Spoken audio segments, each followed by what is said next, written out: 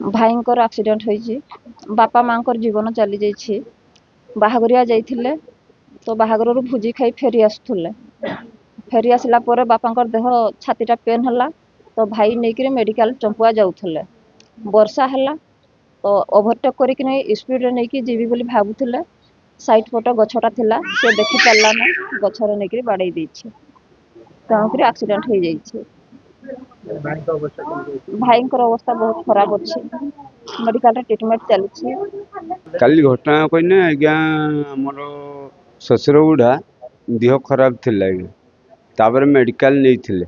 Medical ନେଲା ଭିତରେ ସେ ଏପଟ ସାଇଡ଼ ହେଇଥିଲା, ଟ୍ରକ୍ କୁଟିକି ମଲା। 3 ଜଣ ଡେଥ୍ କରିଦେଇଛନ୍ତି। ଆଉ ଜଣେ ମଛଳା ଆଜ୍ଞା ଇଏ ହେଇଛି ଆଉ।